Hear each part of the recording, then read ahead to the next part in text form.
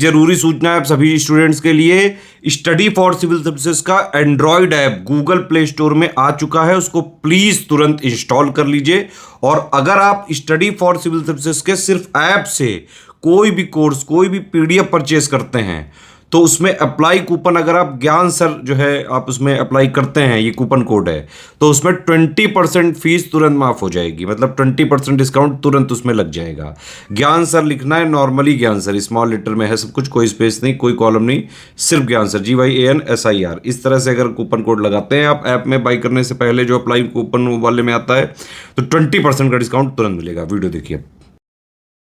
तो दोस्तों यूपीपीएससी ने कुछ इंपॉर्टेंट आपकी गाइडलाइंस जारी करी हैं, आपके एग्जाम पॉइंट ऑफ व्यू से काफी इंपॉर्टेंट है और आपको पता भी होना चाहिए। तो भैया सबसे पहले आयोग ने ये बोला है, अब जितने भी बच्चे पेपर देने जाएंगे, आयोग सबकी आंखों की जांच करेगा। इसको बोला जाता है आपका आइरिस कैप्चरिंग, जो आंख की पुतली होती है ना, उसकी जांच होगी। ठीक है, साथ ही साथ में बायोमेट्रिक जांच भी होगी, जो आपका अंगूठा होगा ना उसकी भी स्कैनिंग होगी। अब ये आयोग कर क्यों रहा है भैया, इससे क्या फायदा होगा? देखो आयोग का ये कहना है, कभी कभार क्या होता है ना, नकल, एक नकल होता है ऐसे भी होती है। क्या होता है, मान लो भैया एक बच्चा है जिसने आपका फॉर्म भरा, अब उसका क्या हुआ, एडमिट कार्ड भी आ गया। ठीक है, अब ये क्या करा, ये बच्चा मिला आपका जाके एक सॉल्वर गैंग से।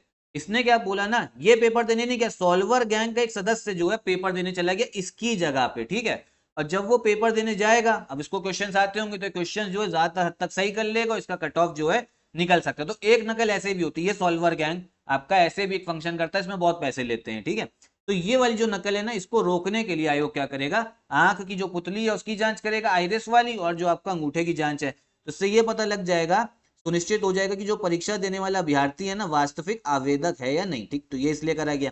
दूसरी चीज आयोग ने ये बोली है कि अब हर केंद्र में मेटल डिटेक्टर होगा। ठीक है, अब भैया मेटल डिटेक्टर लगाने की जरूरत मुझे तो इतनी कोई जरूरत नहीं लगी, क्योंकि देखो ज्यादातर बच्चों के पास में कोई ऐसा थोड़ा ना, मेटल के नाम पे क्या हो सकता है, आपकी पानी की बोतल हो सकती है, बहुत लोग के पास प्लास्टिक की होती है, बहुत लोग वो मेटल वाली लेके आते हैं, स्कूटी की चाबी हो सकती है। ठीक है, उसको भी रखवा ले। अब कोई भैया ज्यादातर बच्चे जो है आपका कोई कट्टा लेके, तमंचा लेके थोड़ा ना जा रहा है कि अंदर चला गया लाओ पेपर लीक करो। भाई पेपर लीक जो है वो तो सिस्टम में कमियों से हुआ। अभी हमने देखा जो आपकी 50 कॉपियों की हैंडराइटिंग बदल गई, वो तो आयोग के अधिकारी थे ना। तो अगर इतना मेटल डिटेक्टर, इतनी तलाशी लेनी है, तो भाई पहले आयोग में जो अधिकारी हैं उनकी जो निष्ठा है, उनकी जो इंटीग्रिटी, उसको तो पहचानो भैया। वहां पे ही आप समझो भ्रष्टाचार हो रहा है, पहले उस चीज को देखो। तो ये मेटल डिटेक्टर वाली बात तो समझ में आई नहीं भैया। देखो जितना भी बच्चे आ रहा है वो क्या कहते हैं, ये सब गलत काम करने तो आ नहीं रहा, मेटल डिटेक्टर से पता नहीं क्या हो जाएगा। हाँ, इससे ये होता है कि जैसे मान लो कभी कभार आयोग का कहना है कि कोई मोबाइल जो है ले आया अंदर, लेकिन मोबाइल चेकिंग वेकिंग जो है सब पहले ही रखवा देते हैं। ठीक है, तो जो आयोग में जो सिस्टम में गड़बड़ी चल रही है, जैसे आरओ पेपर लीक हुआ, हमने देखा एक स्कूल में लीक हो गया था, तो इन सब चीजों को रोकने की जरूरत है। पहली चीज तो आपकी ये हो गई।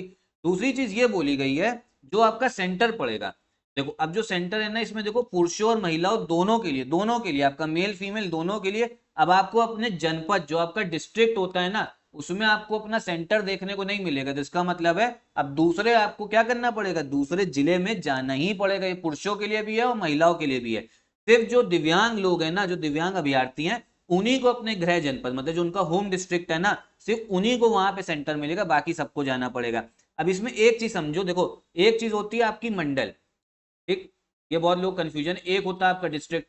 अब देखो उत्तर प्रदेश में डिस्ट्रिक्ट कितने हैं, 75 डिस्ट्रिक्ट है, 75 जिले, और मंडल है 18। ठीक है, और हर मंडल में क्या होता है ना, देखो मंडल जो है बड़ा होता है, मंडल बड़ी चीज होती है, और डिस्ट्रिक्ट जो होता है छोटा होता है। हर मंडल में कम से कम 5-6 जिले आते हैं। तो अब होगा क्या ना, जो आपका पुरुष है, जो मेल है, उसको अपने मंडल के ही बाहर जाना पड़ेगा। ठीक, मंडल के ही बाहर जाना पड़ेगा। और जो आपकी महिलाएं हैं, जो फीमेल है, उनको मंडल के बाहर नहीं जाना पड़ेगा, उनको आपका दूसरे जिले में जाना पड़ेगा। इसको ऐसे समझो, देखो ये आपका उत्तर प्रदेश का मैप है। ठीक है, अब समझो एक आपका कानपुर नगर है, ठीक है, जिला। अब ये कानपुर आपका मंडल भी है। अब जो आपका कानपुर मंडल है ना, इसमें देखो उसमें कौन कौन से जिले आ गए। एक आ गया आपका कानपुर देहात, कानपुर नगर, औरैया, इटावा, कन्नौज, फर्रुखाबाद। तो आप समझो कोई महिला है जो कानपुर नगर से है, तो उसका जो सेंटर पड़ेगा ना, अब मंडल तो आपका कानपुर है, तो उसका इसी मंडल में पड़ेगा। मान लो कानपुर नगर से भेज के औरैया दे दिया, देहात दे दिया, कन्नौज दे दिया, फर्रुखाबाद दे दिया। लेकिन मान लो अगर कोई पुरुष है कानपुर नगर का, तो इसको ये पूरा जो मंडल दिख रहा है ना, ये पूरा मंडल, इस पूरे मंडल के बाहर भेजा जाएगा। मान लो भेज दिया गया फैजाबाद वाले मंडल। ठीक है, या भेज दिया गया इलाहाबाद वाले मंडल, या मान लो मुरादाबाद वाले मंडल भेज दिया गया, तो ऐसा हो सकता है। तो मतलब ये समझो जो आपके भैया पुरुष लोग हैं, जो आपका मेल है, उनको थोड़ा पैसा ज्यादा खर्चा करना पड़ेगा दूर जाने के लिए, और महिलाओं के लिए बस एक सिचुएशन ये करी गई है, जिले में तो नहीं मिलेगा आपको, बस अपने मंडल में दूसरे जिले में मिलेगा। लेकिन आयोग ने ये बोला है कि जो मंडल भी हम देंगे वो पास ही का मंडल देंगे। अब देखना पड़ेगा। अब देखो ये जो है ना, ये हर परीक्षा के लिए लागू कर देगा आयोग, ताकि आपका जो पेपर जो है लीक देखने को ना मिले। अब देखो ये सब कर रहा है, मैं ये कहता हूँ कि चलो ठीक है, आपकी अच्छी चीज है, जितना भी हमारा स्टूडेंट है आपको सपोर्ट भी करेगा इन सब कामों में, लेकिन भाई चलो ठीक है, हम मेहनत करके जाएंगे, बस का खर्चा करेंगे, स्ट्रगल करेंगे, गर्मियों में जाएंगे, ठीक है। अब यहाँ पे मेन चीज ये है कि भैया जो आयोग में ही आपके जो लोग भ्रष्टाचार कर रहे हैं, जो बड़े बड़े अधिकारी जो भ्रष्टाचार कर रहे हैं, वो कब रुकेगा भैया? अगर पेपर लीक रोकना है तो उनपे ऐसी सजा होनी चाहिए, आयोग ऐसी सजा दे कि आगे से उनकी कभी हिम्मत ना करे पड़े पेपर लीक करने की।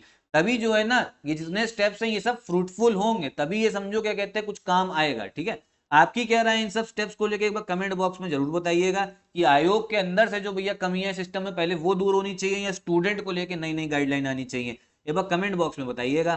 साथ ही साथ एंड में मैं ये बता दूं भैया, देखो 27 अक्टूबर को तो आपका यूपी पीसीएस का पेपर है, और दिसंबर में आपका आरओ का है। तो भैया तैयारी करते रहो, और अगर एक ही जगह पे कंप्लीट तैयारी करनी है तो हमारा पेड ग्रुप ज्वाइन कर सकते हो। कैसे ज्वाइन करोगे? इन कॉन्टैक्ट नंबर पे कॉल करके आप आगे की इन्फॉर्मेशन लीजिए और हमारा पेड ग्रुप ज्वाइन कर सकते हैं।